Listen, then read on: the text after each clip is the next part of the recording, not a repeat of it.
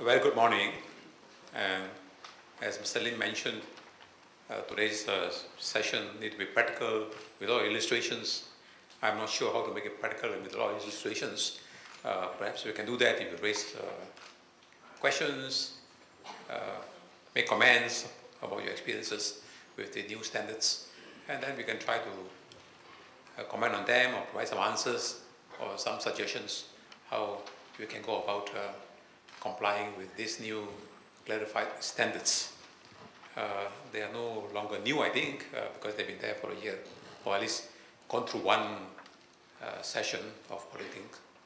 So we should have a lot of questions on how to apply them, and we can share our experiences and see what's, I'm not sure the wrong answer, but what is the best approach to take.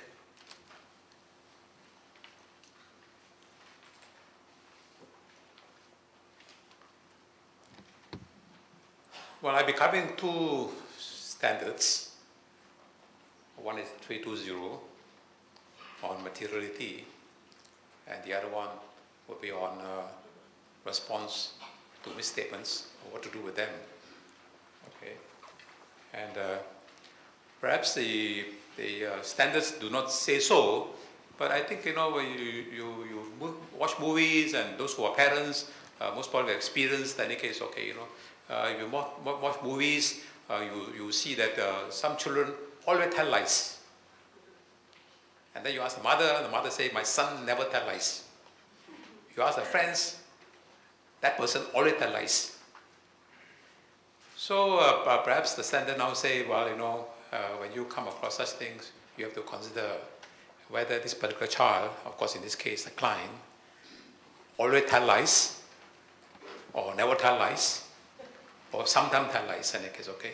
And then you document your work papers, whether they told the lies, and what you did about the lies.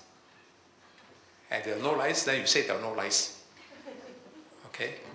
And then of course we also say about big lies and small lies. Okay, so how big is a big lie, and how small is a small lie? Okay? So to provide that guidance, they set up this methodology and say these are the big ones and these are the small ones. And when do we draw a line to say these are the big misstatements and these are trivial, and that all can be ignored or might be ignored.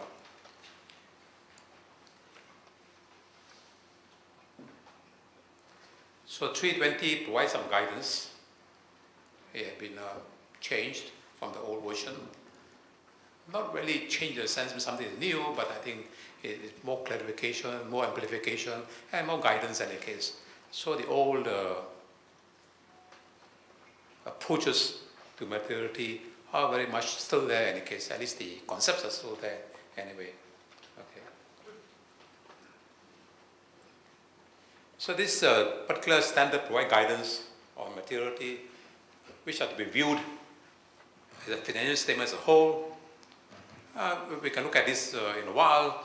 While some firms regard the materiality on the financial statement as a whole, and some look at account by account, and some look by assertion in any case. So if you might recall the auditing manual for small companies issued by ICPAS, they have a work paper format that requires you to consider materiality for every account balance. So they seem to be going beyond what is required by a standard. Maybe there's some reason for that. We'll come to that later on. Yes, yeah. And materiality looked at it from the particular class of transactions, account balances, and disclosures. Of course, now, as it's clarified, misstatements not really talk about misstatements of figures, but misstatements of disclosures, misstatement regarding presentation. So that has to be taken into account as well in any case, okay. And then the materiality, of course, because for transactions, some transactions are more prone to errors, some transactions are more sensitive to errors, and some transactions are very technically complex, and some transactions are subject to conflict of interest, and therefore, maybe for those, you require different materiality amounts so that you can provide proper focus to those transactions in any case. Typical example, they always quote is the related party transactions. So they naturally related party transactions